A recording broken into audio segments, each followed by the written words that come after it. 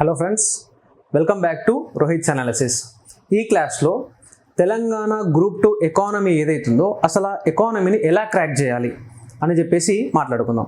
So first మనం మాట్లాడుకున్నట్లయితే వేరే subjects కన్నా ఎకానమీ కొంచెం డిఫరెంట్ అనమాట. ఎందుకు డిఫరెంట్ అంటే ఇక్కడ మనము కరెంట్ అఫైర్స్కి కూడా చాలా ఇంపార్టెన్స్ ఇవ్వాల్సి ఉంటుంది. వేరే సబ్జెక్ట్స్ని మనం పేరు తీసుకోకుండా వేరే సబ్జెక్ట్స్ని ఒక కాన్సెప్ట్ చదువుకుంటే సరిపోతుంది, ఒక స్టోరీ లాగా చదువుకుంటే సరిపోతుంది. కానీ ఎకానమీకి వచ్చేసరికి దీన్ని 2 రకాలుగా ప్రిపేర్ కావాల్సి ఉంటుంది. సో ఏంటి ఆ 2 రకాలు అంటే, ఫస్ట్ మనము కాన్సెప్ట్స్ని చదవాల్సి ఉంటుంది. ఏంటది? కాన్సెప్ట్స్. దీన్ని మనము స్టాటిక్ అని కూడా అనొచ్చు, కాన్సెప్ట్స్ అనొచ్చు, లేదా స్టాటిక్ సబ్జెక్ట్ అని కూడా అనొచ్చు. ఇంకొకటి డైనమిక్. డైనమిక్ అంటే ఇక్కడ మనము కరెంట్ అఫైర్స్ని తీసుకోవాలి. సో ఈ రెండింటిని మనం కాన్స్టెంట్గా కవర్ చేసుకుంటూ ముందుకు వెళ్తేనే మనం ఎకానమీలో మార్క్స్ అనేటివి స్కోర్ చేయగలం. అది యూపీఎస్సీ కావచ్చు, టీఎస్పీఎస్సీలో గ్రూప్ 1 నుంచి గ్రూప్ 4 వరకు కావచ్చు, ఏదైనా ఎగ్జామ్ కావచ్చు, ఎస్ఐ కావచ్చు, పీసీ కావచ్చు, వాట్ ఎవర్ ఇట్ ఈస్.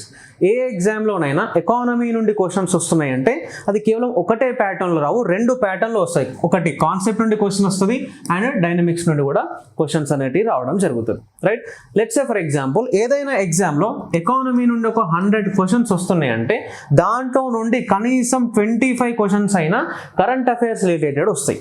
అంటే ఒక 75 క్వశ్చన్స్ ఏవైతున్నాయో అవి కాన్సెప్చువల్ క్వశ్చన్స్ వచ్చినప్పటికీ ఒక 25 క్వశ్చన్స్ అయినా కరెంట్ అఫైర్స్ రిలేటెడ్ క్వశ్చన్స్ అనేటివి వస్తాయి.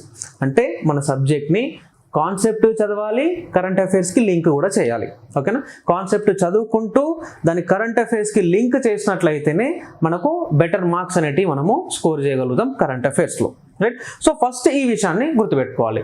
అండ్ అంటే ఏంటి, ఫస్ట్ మనం గుర్తుంచుకోవాల్సింది ఏంటి? కాన్సెప్ట్ చదువుకోవాలి, ఆ కాన్సెప్ట్ని మనం కరెంట్ అఫైర్స్కి లింక్ చేయాలి. ఈ రెండింటిని లింక్ చేస్తే మనకు బెటర్ స్కోర్ వస్తుంది. సెకండ్ థింగ్ ఏంటంటే డేటా అంటే న్యూమరికల్ వాల్యూస్ నుండి కూడా క్వశ్చన్స్ అనేటివి మనకు వస్తాయి. ఎగ్జామ్స్లో న్యూమరికల్ వాల్యూస్ మీద ఎటువంటి క్వశ్చన్స్ వస్తాయంటే, సింపుల్గా చెప్పాలంటే what is the literacy rate of India? It's a simple question. ఓకేనా?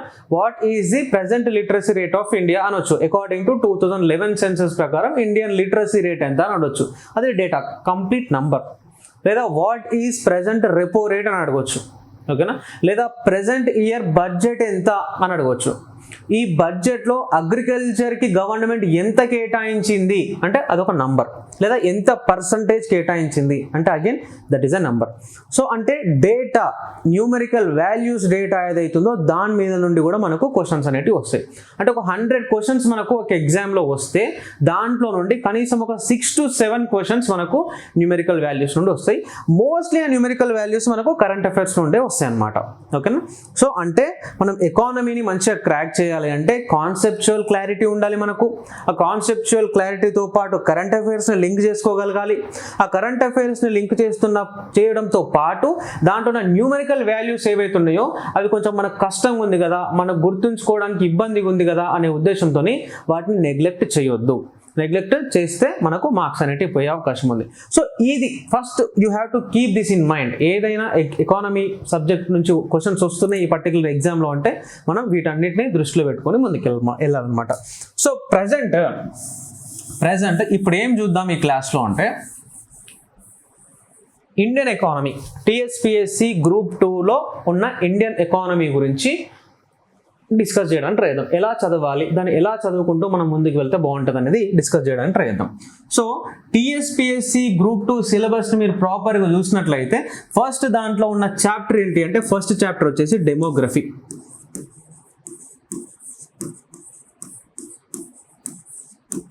ఫస్ట్ చాప్టర్ ఏంటి? డెమోగ్రఫీ. అసలు డెమోగ్రఫీ అంటే ఏంటి?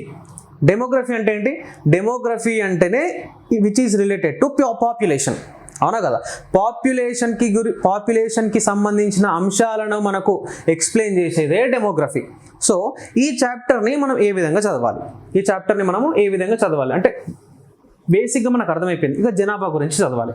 జనాభా గురించి చదివే దాంట్లో అసలు మనం ఏమేమి చదువుతాం, జనాభా గురించి ఏమేమి చదవాలి అంటే ఫస్ట్ పాయింట్ మన ఓవరాల్ పాపులేషన్ ఎంత,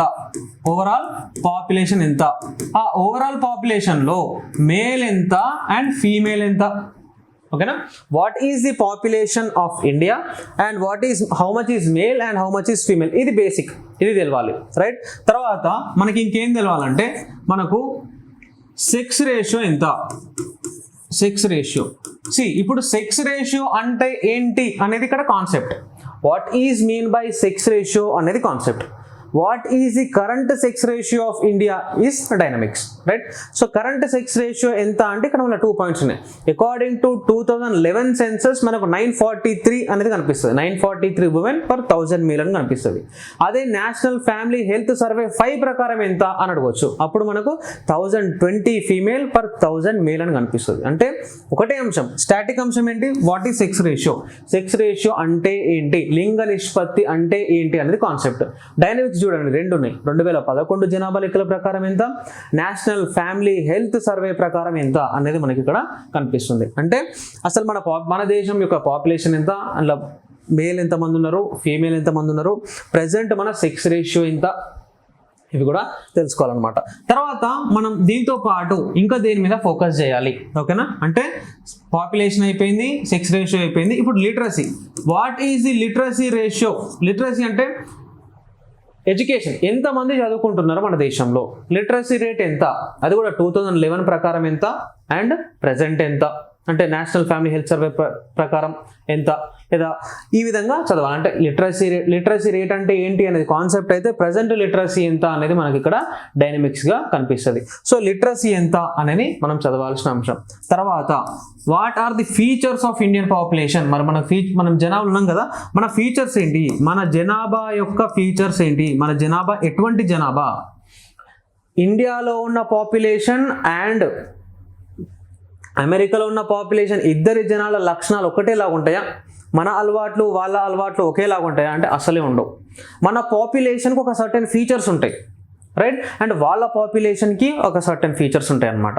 సో ఆ ఫీచర్స్ని చదవాల్సి ఉంటుంది. తర్వాత మనం ఇంకేం చదవాలి? గ్రోత్ చదవాలి. అంటే మన పాపులేషన్ ఏ విధంగా పెరిగింది, ఓకేనా? మన పాపులేషన్ అనేది ఇండియాకు ఇండిపెండెన్స్ వచ్చినప్పటి నుండి కరెంట్ సిచ్యువేషన్ వరకు మన పాపులేషన్ పెరిగిన విధానం ఏంటి, అంటే పాపులేషన్ గ్రోత్ అనేది ఏ విధంగా జరిగింది అనేది కూడా మనం చదవాలి, ఓకేనా? చాలా సింపుల్ అంశాలు ఇవన్నీ, సింపుల్గా మనకు అర్థమైపోతుంది. తర్వాత డెమోగ్రఫిక్ డివిడెండ్ అంటే ఏంటి? What is mean by demographic dividend? What is mean by demographic dividend? బేసిక్గా డెమోగ్రఫిక్ డివిడెండ్ అంటే ఏంటి? ఏ దేశంలోనైతే ఎక్కువగా యూత్ ఉంటారో ఆ దేశానికి డెమోగ్రఫిక్ డివిడెండ్ యొక్క అడ్వాంటేజ్ ఉంటుంది. అదృష్టవశాత్తు ఇండియా ఈ డెమోగ్రఫిక్ డివిడెండ్ యొక్క అడ్వాంటేజ్ని ఎంజాయ్ చేస్తుంది. ఎందుకంటే ప్రపంచంలో మన ఇండియాలో చాలా హైయెస్ట్, అంటే యూత్ ఎక్కువ ఉన్న దేశాలలో ఇండియా కూడా ఒక దేశం కాబట్టి ఈ డెమోగ్రఫిక్ డివిడెండ్ని మనం ఎంజాయ్ చేస్తూ ఉన్నాం.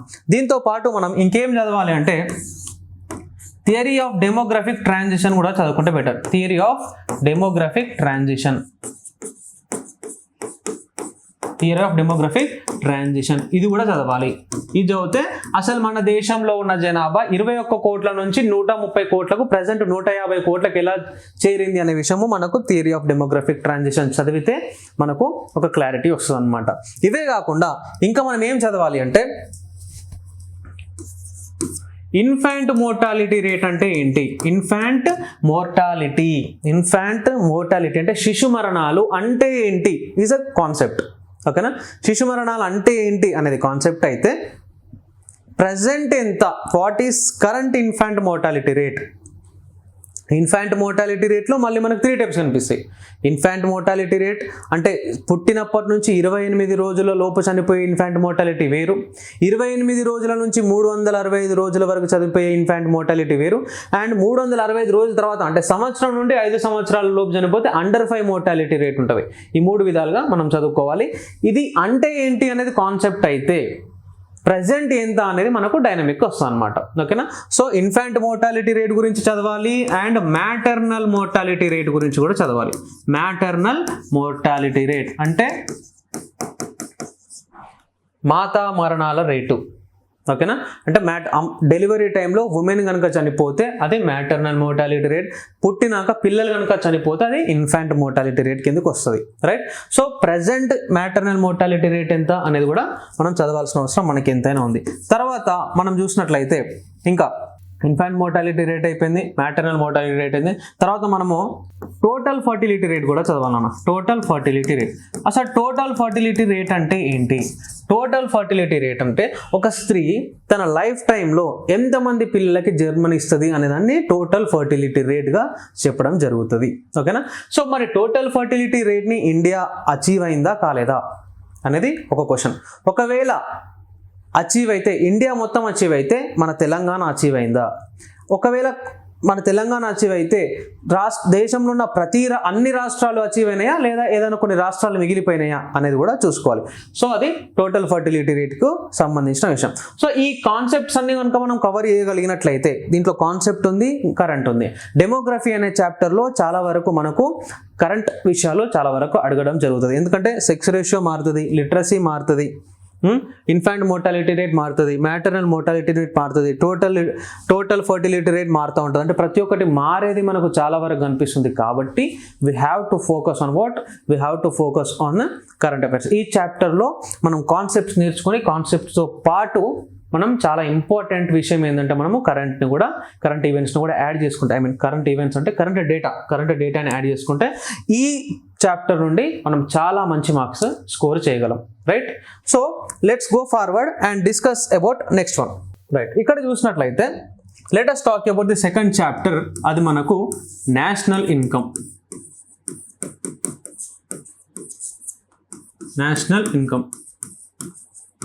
ఈ చాప్టర్ చాలా ఇంపార్టెంట్ చాప్టర్ అండ్ ఈ చాప్టర్లో నుండి మనకు చాలా క్వశ్చన్స్ అనేటివి కూడా రావడం జరుగుతుంది. ఈ చాప్టర్లో మనకు చాలా వరకు కాన్సెప్ట్ బేస్డ్ క్వశ్చన్స్ అనేటివి వస్తూ ఉంటాయి. ఫస్ట్ అందరికీ తెలియాల్సింది అంటే నేషనల్ ఇన్కమ్, దట్ ఈస్ జాతీయ ఆదాయం. జాతీయ ఆదాయం అంటే ఏంటి అనేది ఫస్ట్ తెలవాలి. మనకు ఎటువంటి పాయింట్స్ తెలవాలి అనేది చూద్దాం. జాతీయ ఆదాయం అంటే ఏంటి, ఇది ఫస్ట్ క్వశ్చన్. సెకండ్ క్వశ్చన్ ఏంటి? ఓకేనా? సెకండ్ క్వశ్చన్ ఏంటంటే జీడిపి అంటే ఏంటి, ఎన్పి అంటే ఏంటి, ఎన్డిపి అంటే ఏంటి, ఎన్ఎన్పి అంటే ఏంటి. దీంట్లో నుండి దేన్ని మనం నేషనల్ ఇన్కమ్గా చెప్తున్నాం. జీడిపి మరియు జాతీయ ఆదాయం ఒకటేనా? Even till today most of the people are thinking that GDP is equals to national income. జీడిపియే నేషనల్ ఇన్కమ్ అనుకునే వాళ్ళు చాలా మంది ఉన్నారు. కానీ జీడిపి వేరు, నేషనల్ ఇన్కమ్ వేరు. ఇప్పటికే ఈ క్వశ్చన్ నెంబర్ ఆఫ్ టైమ్ ఎగ్జామ్స్లో వచ్చింది. చాలా సింప్లెస్ట్ థింగ్ అది, అయినా కూడా most of the people wrong tick చేసి వస్తున్నారు ఎగ్జామ్స్లో. రైట్? సో ఈ 4 అంటే ఏంటి ఫస్ట్ తెలవాలి. తర్వాత జాతీయ ఆదాయాన్ని లెక్కించే పద్ధతి ఏంటి? ఓకేనా? ఎన్ని రకాలుగా మనం నేషనల్ ఇన్కమ్ని క్యాల్కులేట్ చేస్తున్నాం, క్యాల్కులేషన్ మెథడ్ తెలవాలి మనకు. క్యాల్కులేషన్ ఏంటి? ఓకేనా? ఎన్ని మెథడ్స్ ఉన్నాయి నేషనల్ ఇన్కమ్ని క్యాల్కులేట్ చేయడానికి? ఎన్ని మెథడ్స్ ఉన్నాయి? 3 మెథడ్స్ ఉన్నాయి. Right? Product method, income method, expenditure method అని 3 విషయాలు ఉన్నాయి. సో ఇవన్నీ కాన్సెప్ట్సే, ఇవన్నీ కూడా మనకు కాన్సెప్ట్స్. ఇవన్నీ కాన్సెప్ట్స్ మీద మనకు ఐడియా రావాలి. తర్వాత ఎన్ని ప్రైసెస్లో నేషనల్ ఇన్కమ్ని క్యాల్కులేట్ చేస్తున్నాం. National income at market price and national income at factor cost. ఇవి 2 కూడా కాన్సెప్ట్స్. ఈ కాన్సెప్ట్స్ మీద కూడా మనకు ఐడియా అనేది ఉండాలి. రైట్? అంటే ఎన్ని రకాలుగా ఇక్కడ క్యాల్కులేషన్ ఎన్ని రకాలుగా జరుగుతుంది? 3 రకాలుగా జరుగుతుంది. ఎన్ని ప్రైసెస్ వద్ద జరుగుతుంది? 2 ప్రైసెస్ వద్ద జరుగుతుంది. రైట్? తర్వాత ఇంకొక విషయం ఏంటంటే నేషనల్ ఇన్కమ్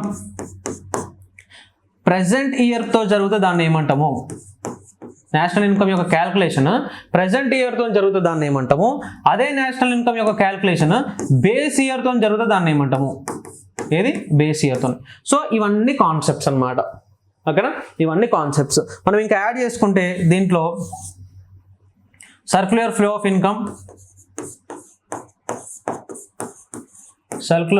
ఇన్కమ్, తర్వాత ఇంకా మనకి 3 సెక్టార్స్ ఆఫ్ ఎకానమీ. ఏవైతే 3 సెక్టార్స్ ఉంటాయో ఫస్ట్ వన్ ఏంటి? ప్రైమరీ సెక్టార్, సెకండరీ సెక్టార్ ద్వితీయ రంగం అండ్ సర్వీస్ సెక్టార్ సేవల రంగం. సో ఈ ప్రైమరీ సెక్టార్ నుండి ఎంత ఆదాయం వస్తుంది మన జాతీయ ఆదాయానికి? సో ప్రాథమిక రంగంలో ఏమేమి ఉంటాయి, సెకండరీ సెక్టార్లో ఏమేమి ఉంటాయి అండ్ సేవల రంగంలో ఏమేమి ఉంటాయి అనేది కాన్సెప్ట్. ఓకేనా. ప్రాథమిక రంగం నుండి మన జాతీయ ఆదాయానికి ఎంత డబ్బులు వస్తున్నాయి అనేది మళ్ళీ డైనమిక్ అవుతుంది. అంటే ఆ డబ్బులు ఎంత అని అడగరు, ఎంత పర్సంటేజ్ వస్తుంది అని మాత్రం అడుగుతారు. రైట్. సో ప్రాథమిక రంగం నుండి ఎంత పర్సంటేజ్ మనీ మనకు వస్తుంది, సేవల రంగం నుంచి ఎంత వస్తుంది, ద్వితీయ రంగం నుంచి ఎంత వస్తుంది అనేది మళ్ళీ అక్కడ డైనమిక్ అవుతుంది. సో ఇవన్నీ మనం చూసినట్లయితే తర్వాత ఇంకొకటి important, that is per capita income. ఈ పర్ క్యాపిటా ఇన్కమ్ మీద ఎన్ని నంబర్ ఆఫ్ టైమ్స్ క్వశ్చన్స్ వచ్చినాయో. ఎస్ఐ 2000 లాస్ట్ టైం జరిగిన ఎస్ఐ ఎగ్జామ్ ఏదైతుందో 2022 or 23 అప్పుడు జరిగిన ఎస్ఐ ఎగ్జామ్లో పర్ క్యాపిటా ఇన్కమ్లో ఉండే ఇండికేటర్స్ ఏంటి అని క్వశ్చన్ అడిగారు. ఓకేనా. ఆ పర్ క్యాపిటా ఇన్కమ్ ప్రెసెంట్ ఎంత అనేది మారుతుంది కావచ్చు, కానీ ఇండికేటర్స్ అనేటివి మాత్రం స్టాటికే. ఓకేనా. సో అంటే ఈ చాప్టర్లో మనకు కాన్సెప్ట్స్, చాలా వరకు కాన్సెప్ట్స్ ఉంటాయి అనమాట. ఇవన్నీ కాన్సెప్ట్సే. ఈ కాన్సెప్ట్స్ అన్నిటిని ప్రిపేర్ అవ్వాలి. ఓకేనా. జాతీయ ఆదాయం అంటే ఏంటి, జాతీయ ఆదాయాన్ని ఏ విధంగా లెక్కేస్తున్నాము, జాతీయ ఆదాయం ఎన్ని ధరల వద్ద లెక్కేస్తున్నాము, ప్రస్తుత ధరల వద్ద జాతీయ ఆదాయం అంటే ఏంటి, తర్వాత బేస్ ఇయర్ ప్రైసెస్ వద్ద జాతీయ ఆదాయం అంటే ఏంటి, తర్వాత ప్రాథమిక రంగం అంటే ఏంటి, ద్వితీయ రంగం అంటే ఏంటి, సేవల రంగం అంటే ఏంటి, పర్ క్యాపిటా ఇన్కమ్ తలసరి ఆదాయం అంటే ఏంటి, జీడిపి అంటే ఏంటి, జిఎన్పి అంటే ఏంటి, ఎన్డిపి అంటే ఏంటి, ఎన్ఎన్పి అంటే ఏంటి, జీడిపికి ఎన్డిపికి తేడా ఏంటి బేసిక్గా. ఓకేనా. జీడిపికి జిఎన్పికి తేడా ఏంటి, ఎన్డిపికి ఎన్ఎన్పికి తేడా ఏంటి. సో ఈ విషయాలు మీరు ఈ ఒక్క కాన్సెప్ట్ మీకు అర్థమైతే ఇందులో ఇంకొక ఇంపార్టెంట్ కాన్సెప్ట్ ఉంటుంది, దట్ ఈస్ డిప్రిసియేషన్. డిప్రిసియేషన్ అనే దాని మీద 2023 సంవత్సరంలో జరిగిన ఎస్ఐ ఎగ్జామ్లో మెయిన్స్లో క్వశ్చన్ అనేది రావడం జరిగింది. అసలు డిప్రిసియేషన్ అంటే ఏంటి అని క్వశ్చన్ వచ్చింది బేసిక్గా. సో ఈ కాన్సెప్ట్స్ని చదువుతున్న టైంలో మనకు డిప్రిసియేషన్ని కూడా మనం చదువుతాం. రైట్. ఎగ్జామ్లో ఏమొచ్చింది, డిప్రిసియేషన్ అంటే ఏంటి అని వచ్చింది. దట్ ఈస్ వాట్, అది కాన్సెప్ట్. సో ఈ చాప్టర్ని మనం ఈ విధంగా కవర్ చేయవచ్చు సింపుల్గా. ఓకేనా. తర్వాత ఇవన్నీ కవర్ చేసిన తర్వాత మనం అప్పుడు కరెంట్ విషయానికి వెళ్ళి ప్రెసెంట్ జీడిపి గ్రోత్ రేట్ ఎంత అనే క్వశ్చన్ని మనము యాడ్ చేసుకోవాలి. జీడిపి గ్రోత్ రేట్ని, మన ఇండియన్ జీడిపి గ్రోత్ రేట్ని ప్రపంచంలో కొన్ని ఇంపార్టెంట్ సంస్థలు ఉంటాయి, ఆ సంస్థలు ఏ విధంగా ఎస్టిమేట్ ఇస్తున్నాయి, ఇండియన్ గవర్నమెంట్ రిలీజ్ చేసే దాని ప్రకారం మన జీడిపి గ్రోత్ రేట్ ఎంత, మన సోషో ఎకనామిక్ అవుట్లుక్ లేదా ఎకనామిక్ సర్వే ఆఫ్ ఇండియా ఇచ్చే ప్రకారం మన జీడిపి గ్రోత్ రేట్ ఎంత అనేది చూసుకోవాలి. తర్వాత ప్రాథమిక రంగం నుంచి, దట్ ఈస్ ప్రైమరీ సెక్టార్ నుండి ఎంత ఇన్కమ్ జనరేట్ అవుతుంది, సెకండరీ సెక్టార్ నుండి ఎంత ఇన్కమ్ జనరేట్ అవుతుంది, సర్వీస్ సెక్టార్ నుండి ఎంత ఇన్కమ్ జనరేట్ అవుతుంది, per capita income present year మన పర్ క్యాపిటా ఇన్కమ్ ఎంత, మన దేశంలో ఏ రాష్ట్రంలో ఎక్కువగా పర్ క్యాపిటా ఇన్కమ్ ఉంది, ఏ రాష్ట్రంలో తక్కువగా పర్ క్యాపిటా ఇన్కమ్ ఉంది, ఇలాంటి అంశాలను మనము చదవాలి. చదివితే ఈ విధంగా మనం ఈ చాప్టర్ని చాలా నీట్గా మనము ముందుకు వెళ్ళిపోవచ్చు, మనం మంచి మార్క్స్ కూడా స్కోర్ చేయొచ్చు. అండ్ వెరీ ఇంపార్టెంట్ ఇక్కడ బేస్ ఇయర్ అని ఒక మాట రాస్తున్నాం. బేస్ ఇయర్ చేంజ్ అయింది. 2011-12 లాస్ట్ టైం బేస్ ఇయర్ ఉంటే అది కాస్త 2022-23గా బేస్ ఇయర్ని చేంజ్ చేయడం జరిగింది. సో బేస్ ఇయర్ని 2022-23 ఎందుకు తీసుకోవాలి, ఎన్ని సంవత్సరాలకు ఒకసారి బేస్ ఇయర్ని మార్చాలి. సో ఇట్లాంటి అంశాలు, కాన్సెప్చువల్ అంశాలు ప్లస్ కరెంట్ అంశాలను కవర్ చేసుకుంటూ వెళ్తే నేషనల్ ఇన్కమ్ అనే టాపిక్ నుంచి we can score very good marks. So మనకు థర్డ్ చాప్టర్ వచ్చేసి అగ్రికల్చర్ అండ్ అలైడ్ సెక్టార్స్, వ్యవసాయం మరియు అనుబంధ రంగాలు. ఏంటది, వ్యవసాయం మరియు అనుబంధ రంగాలు. సో ఈ అనుబంధ రంగాలలో మనం ఏం చేయొచ్చు, ఫారెస్ట్రీని చూడొచ్చు, ఫిషింగ్ చూడొచ్చు, మైనింగ్ చూడొచ్చు, and animal husbandry and life stock ఇవన్నీ చూడొచ్చు. మనకు హార్టికల్చర్ కూడా దీంట్లో మనము చూడొచ్చు. సో ఈ చాప్టర్లో మనం దేన్ని చూడాలంటే, సో ఈ అగ్రికల్చర్ అండ్ అలైడ్ సెక్టార్స్ నుండి ఎంత ఇన్కమ్ జనరేట్ అవుతుంది. ఓకేనా. So how much income is being generated from agriculture and its allied sectors. So ఎంత ఇన్కమ్ జనరేట్ అయ్యి నేషనల్ ఇన్కమ్కి ఎంత వాటా ఇస్తుంది. ఓకేనా. అంటే మన నేషనల్ ఇన్కమ్కి, మన జాతీయ ఆదాయానికి ఒక 100 రూపాయలు వస్తే ఆ 100 రూపాయలు, ఆ 100 రూపీస్లో ఈ అగ్రికల్చర్ సెక్టార్ యొక్క వాటా ఎంత, 5 రూపీసా, 10 రూపీసా, 20 రూపీసా. సో ఇటువంటి అంశాన్ని మనం చూడాల్సి ఉంటుంది ఈ చాప్టర్లో. సో దాంతోపాటు ప్రజెంట్ ప్రొడక్షన్ ఎంత నడుస్తుంది అండ్ ప్రొడక్షన్ ఏ విధంగా, ప్రొడక్షన్ మరియు ప్రొడక్టివిటీ ఏ విధంగా ఉంది అనేది చూడాల్సి ఉంటుంది. ఓకేనా. ప్రొడక్షన్కి ప్రొడక్టివిటీకి డిఫరెన్స్ ఉంది. సో ఇప్పుడు మనం ఈ క్లాస్లో ప్రొడక్షన్కి ప్రొడక్టివిటీకి డిఫరెన్స్ని ఎక్స్ప్లెయిన్ చేయలేము. క్లాసెస్ రోహిత్ అనాలిసిస్ యాప్ మీరు డౌన్లోడ్ చేసుకొని దాంట్లో క్లాస్ వింటే మీకు చాలా క్లియర్గా అర్థమవుతుంది ప్రొడక్షన్కి ప్రొడక్టివిటీకి డిఫరెన్స్. ఓకేనా? సో ఇది కంప్లీట్గా కాన్సెప్ట్ అనమాట. తర్వాత క్రాపింగ్ ప్యాటర్న్ ఏంటి, మన దేశంలో క్రాపింగ్ ప్యాటర్న్ ఏంటి, మన ఇండియన్ అగ్రికల్చర్ యొక్క క్రాపింగ్ ప్యాటర్న్ ఏంటి అనేది మనం చదవాల్సి ఉంటుంది. తర్వాత క్రాపింగ్ ఇంటెన్సిటీ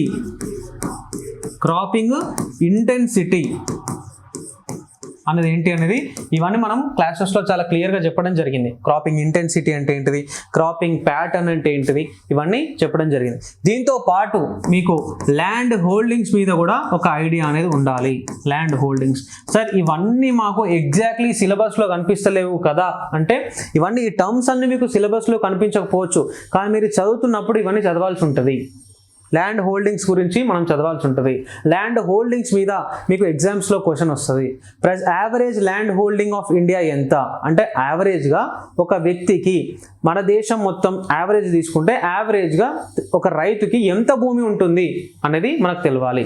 ఒక హెక్టార్ అంటే ఎన్ని ఎకరాలు, ఇవన్నీ మనకు తెలియాలి. అవన్నీ మనం ఎక్కడ చదువుతాం, ల్యాండ్ హోల్డింగ్స్ అనే టాపిక్లో చదువుతాము. దీంతో పాటు మనం ఇంకేం చదువుతాం, we will also read about green revolution, హరిత విప్లవం. Green Revolution. We will also read about Green Revolution. Green Revolution గురించి కూడా చదవాల్సి ఉంటుంది. దీంతో పాటు మనము ప్రైసింగ్ పాలసీని చదువుతాము. అగ్రికల్చర్ ప్రైసింగ్ పాలసీ ఏంటది, అగ్రికల్చర్ ప్రైసింగ్ పాలసీ. దీంట్లో మనము మినిమం సపోర్ట్ ప్రైస్ గురించి చదువుతాము. ఓకేనా, మినిమం సపోర్ట్ ప్రైస్. ఓకేనా, కనీస మద్దతు ధర ఏదైతుందో మినిమం సపోర్ట్ ప్రైస్ గురించి చదువుతాము. ఎఫ్ఆర్పి గురించి చదువుతాము. సో ఇట్లాంటివన్నీ మనం ప్రైసింగ్ పాలసీస్లో చదవాల్సి ఉంటుంది. ఇదంతా కాన్సెప్టే, బేసిక్గా ప్రజెంట్ అంతా కాన్సెప్టే. అయితే మినిమం సపోర్ట్ ప్రైస్ ప్రజెంట్ ఎంత అనేది మీకు మళ్ళీ కరెంట్ అఫైర్స్ అవుతుంది. Okay right. తర్వాత అగ్రికల్చరల్ మార్కెటింగ్, మన దేశంలో అగ్రికల్చర్ మార్కెటింగ్ ఏ విధంగా ఉంది అనే విషయాన్ని కూడా మనం చదవాలి. మనం దీన్ని కవర్ చేయాలి. అగ్రికల్చర్ మార్కెటింగ్ని కూడా మనం కవర్ చేయాలి. అంటే ఏమేమి చదవాలి, ప్రొడక్షన్ అండ్ ప్రొడక్టివిటీ ఏ విధంగా ఉన్నది మన దేశం అగ్రికల్చర్లో, క్రాపింగ్ ప్యాటర్న్ ఎలా ఉంది, క్రాపింగ్ ఇంటెన్సిటీ ఎలా ఉంది, ల్యాండ్ హోల్డింగ్స్ సైజ్ ఎంత. ఓకేనా, తర్వాత గ్రీన్ రెవల్యూషన్ ద్వారా మనకు జరిగిన బెనిఫిట్ ఏంటి అది కూడా మనం చదవాల్సి ఉంటుంది. తర్వాత ప్రైసింగ్ పాలసీ ఏంటి, మార్కెటింగ్ ఏ విధంగా జరుగుతుంది, ఇటువంటి విషయాలన్నీ కవర్ చేసుకుంటూ మనం ముందుకు వెళ్తే agriculture and allied sectors chapter ఏదైతుందో మనం చాలా సింపుల్గా దాన్ని కవర్ చేయవచ్చు. బేసిక్గా ఎంత డబ్బు జనరేట్ చేస్తుంది, దీంతో పాటు కేవలం అగ్రికల్చర్ గురించి మాత్రమే కాకుండా మనం దాని సబ్ సెక్టర్స్ గురించి కూడా చదువుతాము. అది కూడా ఇంపార్టెంట్. ఓకేనా right. Now let's go forward and discuss about that is 4th chapter, industries and service sector.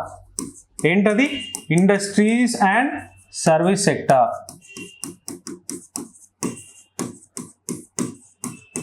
Simple, industrial sector నుండి నేషనల్ ఇన్కమ్కి ఎంత ఇన్కమ్ జనరేట్ అవుతున్నది అనేది ఇండస్ట్రియల్ సెక్టార్లో చదువుతాము. దాంతోపాటు ఇండియాలో ఇండస్ట్రియల్ పాలసీస్ ఏమున్నాయో అది కూడా చదువుతాము.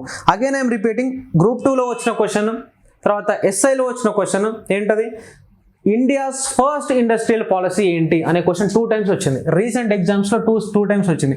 మనం పర్టికులర్లీ ఫస్ట్ ఇండస్ట్రీస్ గురించి మాట్లాడదాము, దాని తర్వాత సర్వీసెస్ గురించి మాట్లాడదాం. ఒకటే చాప్టర్లో ఇండస్ట్రీస్ని ఇచ్చాడు, సర్వీసెస్ని ఇచ్చాడు. First let us discuss about industries. Industries నుంచి ఏమంటున్నాం మనము, కాంట్రిబ్యూషన్ ఎంత, ఏ రకమైన కాంట్రిబ్యూషన్, అది ఎంప్లాయ్మెంట్ కాంట్రిబ్యూషన్ అవ్వచ్చు, దాంతోపాటు మన నేషనల్ ఇన్కంలో వాటా అవ్వచ్చు. అంటే ఇండియా మొత్తంలో ఒక 100 రూపీస్ జనరేట్ అయితే ఇండస్ట్రీస్ నుండి ఎన్ని రూపీస్ జనరేట్ అవుతున్నాయి అనేది తీసుకోవచ్చు అక్కడ. ఓకేనా, కాంట్రిబ్యూషన్ ఎంత ఫస్ట్ పాయింట్. సెకండ్ పాయింట్ ఏంటంటే ఇండియాలో ఉన్న ఇండస్ట్రియల్ పాలసీస్. ఏం పాలసీస్, ఇండస్ట్రియల్ పాలసీస్. ఇప్పటి వరకు ఎన్ని ఇండస్ట్రియల్ పాలసీస్ ఉన్నాయి, ఫస్ట్ ఇండస్ట్రియల్ పాలసీ ఏంటి. ఓకేనా, మేజర్గా 5 ఇండస్ట్రియల్ పాలసీస్ ఉన్నాయి దేశంలో. దాంట్లో 1948లో వచ్చిన ఇండస్ట్రియల్ పాలసీ ఏదైతే ఉందో అది first industrial policy of India. 1947లో ఇండియాకి ఫ్రీడమ్ వచ్చింది. 1948లో ఫస్ట్ ఇండస్ట్రియల్ పాలసీని తీసుకొచ్చుకోవడం జరిగింది. This is very very important. ఇంకో క్వశ్చన్ అడుగుతారు, ఏ ఇండస్ట్రియల్ పాలసీని మనం ఇండస్ట్రియల్ కాన్స్టిట్యూషన్ అంటాము అని చెప్పేసి అంటాడు. ఏ ఇండస్ట్రియల్ పాలసీ అన్నిటికంటే పెద్ద పాలసీ అని అంటాడు. సో ఇవంతా కాన్సెప్ట్స్, మనం వీటన్నిటిని చదవాలి. రైట్. సో ఇండస్ట్రీస్లో మనం బేసిక్గా చదవాల్సింది ఏంటంటే దాని కాంట్రిబ్యూషన్, తర్వాత దాని పాలసీస్ ఏవైతున్నాయో పాలసీస్ గురించి కూడా మనము చదవాలి. తర్వాత రీసెంట్ ఇండియన్ గవర్నమెంట్ ఏదైతే కొన్ని కొత్త రూల్స్ని తీసుకొచ్చిందో which are beneficial for industrial sector, లేదా మన ఇండియన్ గవర్నమెంట్ తీసుకొచ్చిన recent schemes which are beneficial for industrial sector like Mudra Yojana ఏదైతుందో అది మనం చూడాలి. స్టాండప్ ఇండియా ఇట్లాంటివి కూడా మనం కవర్ చేసుకుంటే మనకి ఇండస్ట్రియల్ సెక్టార్ ఏదైతుందో దాన్ని మనం మేజర్గా కవర్ చేసిన వాళ్ళం అవుతాం. ఓకేనా. తర్వాత మనం సర్వీసెస్ సెక్టార్ గురించి మాట్లాడుకుంటే దీంట్లో మేజర్గా మాట్లాడాల్సింది ఏంటంటే అగైన్ సేమ్ దాని కాంట్రిబ్యూషన్ ఎంత, మొత్తం నేషనల్ ఇన్కమ్కి what is the contribution of service sector అంటే మన అందరికీ తెలుసు హైయెస్ట్ కాంట్రిబ్యూటర్ సర్వీస్ సెక్టారే. ఓకేనా. ప్రజెంట్ నేషనల్ ఇన్కమ్కి హైయెస్ట్ కాంట్రిబ్యూటర్ మన సర్వీస్ సెక్టారే, జీడిపికి కూడా హైయెస్ట్ కాంట్రిబ్యూటర్ మన సర్వీస్ సెక్టారే. కాబట్టి అది చాలా ఇంపార్టెంట్ రోల్ అనేది ప్లే చేస్తూ ఉంది. సో సర్వీస్ సెక్టార్ నుంచి కాంట్రిబ్యూషన్ ఎంత అనేది ఫస్ట్ మాట్లాడుకుంటాం. దాని తర్వాత what are the sub sectors of our service sector, service సెక్టార్లో ఉన్న సబ్ సెక్టార్స్ గురించి కూడా మనం మాట్లాడడం జరుగుతుంది. ఓకేనా. తర్వాత సర్వీసెస్ సెక్టార్ యొక్క ఇన్ఫ్రాస్ట్రక్చర్ మీద మళ్ళీ మనకు క్వశ్చన్స్ వచ్చే అవకాశం ఉంది. క్వశ్చన్స్ వస్తాయి. ఇన్ఫ్రాస్ట్రక్చర్, సర్వీస్ ఇన్ఫ్రాస్ట్రక్చర్ ఏ విధంగా వర్కౌట్ అవుతుంది అనేది మనం మాట్లాడితే సర్వీసెస్ సెక్టార్ కూడా మనకు కవర్ అయిపోతుంది. సర్వీసెస్ సెక్టార్లోనే యాడ్ చేసిన ఇంకొక థింగ్ ఏంటంటే that is foreign sector. Foreign సెక్టార్ని కూడా మనం చదవాలి, ఫారెన్ ట్రేడ్గా కూడా మనము చదవచ్చు. ఓకేనా. ఈ అంశాలను మనం కవర్ చేసుకుంటే 4th చాప్టర్ని చాలా ఈజీగా క్లియర్ చేయవచ్చు. దీంట్లో మళ్ళీ మనకు కొంత స్టాటిక్ ఉంటుంది అండ్ కొంత డైనమిక్ అనేది మనకు కనిపిస్తూ ఉంటుంది. Right. Now let us go to one of the important ఏంటంటే అది 5th chapter that is our planning and NITI Aayog. Planning and NITI Aayog. Simple నాన్న. అసలు ప్లానింగ్ కమిషన్ ఎందుకు వచ్చింది అన్న దగ్గర నుంచి స్టార్ట్ చేయాలి. ప్లానింగ్ కమిషన్ ఎందుకు వచ్చింది ఫస్ట్ క్వశ్చన్, ఎప్పుడు వచ్చింది, ఎప్పుడు క్లోజ్ అయింది, రెండు కలుపుకుంటే సెకండ్ క్వశ్చన్, ఎన్ని ప్లాన్స్ ఉన్నాయి అనేది కలుపుకుంటే థర్డ్ క్వశ్చన్. ఓకేనా. దాని తర్వాత ప్రతి ప్లాన్కు చైర్మన్ ఉంటాడు, వైస్ చైర్మన్ ఉంటాడు, డిజైనర్ ఉంటారు, గ్రోత్ రేట్ టార్గెట్ ఉంటుంది అండ్ అచీవ్డ్ టార్గెట్ ఉంటుంది. ప్రతి ప్లాన్కి ఇవన్నీ చూడాలి. అవన్నీ కలుపుకుంటే 4th క్వశ్చన్. దాని తర్వాత failures and achievements of planning commission చూడాల్సి ఉంటుంది. ఇవన్నీ చూసుకుంటే ప్లానింగ్ అనేది మనకు కంప్లీట్ అయిపోతుంది. ప్లానింగ్ అనే కాన్సెప్ట్ ఇట్స్ కంప్లీట్లీ స్టాటిక్. దీంట్లో డైనమిక్ ఏమి ఉండదు, ఎందుకంటే ఆల్రెడీ జరిగిపోయిన విషయాలు కాబట్టి దీంట్లో మనకు డైనమిక్ ఏమి ఉండదు, కంప్లీట్గా స్టాటిక్. సో మనం ప్లానింగ్తో పాటు నీతి ఆయోగ్ చూడాలి. ప్లానింగ్ కమిషన్ని మనం క్లోజ్ చేసినాము, దాని ప్లేస్లో నీతి ఆయోగ్ని తీసుకొచ్చినాము. నీతి ఆయోగ్ బాడీ ఏంటిది మనకు తెలియాలి. ప్రజెంట్ చైర్మన్ ఎవరు, చైర్మన్ అంటే ఇట్లాగూ ప్రైమ్ మినిస్టర్ ఉంటారు. ప్రజెంట్ వైస్ చైర్మన్ ఎవరు, ప్రజెంట్ CEO ఎవరు. దాని తర్వాత నీతి Aayog is doing lot of things, right? Composite water management index ని రిలీజ్ చేస్తుంది, మల్టీ డైమెన్షనల్ పావర్టీ ఇండెక్స్ ని రిలీజ్ చేస్తున్నది, ఆస్పిరేషనల్ డిస్ట్రిక్ట్స్ ప్రోగ్రామ్ ని రిలీజ్ చేస్తున్నది. ఏంటి? నీతి ఆయోగ్. సో ఈ అన్ని విషయాల మీద మనం చదవాలి. నీతి ఆయోగ్ అనేది కంప్లీట్ గా మనకు డైనమిక్ పార్ట్ అవుతుంది మళ్ళీ. ఓకేనా. కంప్లీట్ గా నీతి ఆయోగ్ అనేది డైనమిక్ పార్ట్ అవుతుంది అనమాట. సో ఎందుకు నీతి ఆయోగ్ తీసుకొచ్చినాం అనేది స్టాటిక్ అయితే, నీతి ఆయోగ్ ప్రజెంట్ ఏమేమి చేస్తుంది అనేది డైనమిక్ పార్ట్ అవుతుంది అనమాట. So this is about planning and నీతి ఆయోగ్. దీంట్లోనే మనకు ఈ 5th చాప్టర్లోనే ఇంకా ఇచ్చిన కాన్సెప్ట్స్ ఏంటి అంటే, ఇంకేమేమి కాన్సెప్ట్స్ని కవర్ చేయడం జరిగిందంటే బడ్జెట్. అసలు బడ్జెట్ అంటే ఏంటి, ఎన్ని రకాల బడ్జెట్లు ఉంటాయి అనేది మనం క్లాసెస్లో చెప్పాము, మీరు వెళ్ళి వినొచ్చు. బడ్జెట్ అంటే ఏంటి, ఎన్ని రకాల బడ్జెట్స్ ఉంటాయి. ఓకేనా. మనకు సర్ప్లస్ బడ్జెట్ అంటే ఏంటిది, డెఫిసిట్ బడ్జెట్ అంటే ఏంటి, ఇటువంటి విషయాలన్నింటినీ కూడా మనం కవర్ చేయాల్సి ఉంటుంది. అది కూడా కంప్లీట్గా మనకు కాన్సెప్చువల్ టాపికే. తర్వాత FRBM,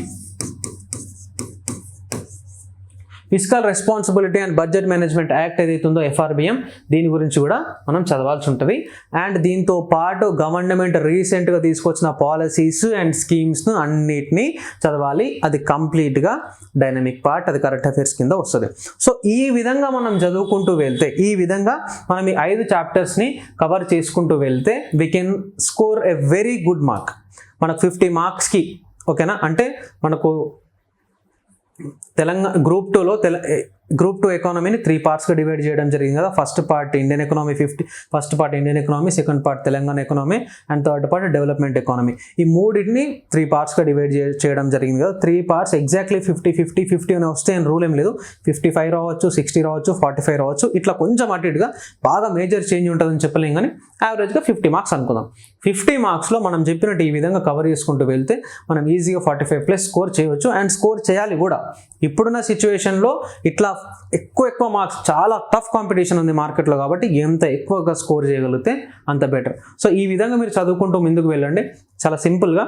అండ్ పదే చదవాల్సి ఉంటుంది ఎకానమీని కొంచెం, ఎందుకంటే స్టాటిక్ డైనమిక్ ఉంటుంది కాబట్టి స్టాటిక్ చదువుకొని పెట్టుకోవాలి, కాన్సెప్ట్ మైండ్లో పెట్టుకోవాలి, డైనమిక్ మారంగానే మళ్ళీ దానికి ఇక్కడ యాడ్ చేసుకోవాలి. నోట్స్ ప్రిపరేషన్ అనేది చాలా ఇంపార్టెంట్ రోల్ ప్లే చేస్తుంది మన ఎకానమీకి. సో ఈ విధంగా మీరు చదువుకుంటూ వెళ్ళండి, చదువుకుంటూ వెళ్తే మీకు ఖచ్చితంగా ఎకానమీలో మంచి స్కోర్ అనేది వస్తుంది. మన క్లాసెస్ అన్నీ ఉన్నాయి, అన్ని క్లాసెస్లో చాలా క్లియర్ ఇన్ఫర్మేషన్ అనేది ప్రొవైడ్ చేయడం జరిగింది. మీరు వెళ్ళి క్లాసెస్ వింటే ఇంకా మంచి ఐడియా అనేది మీకు వస్తుంది. Right, all the best for your exams. Thank you.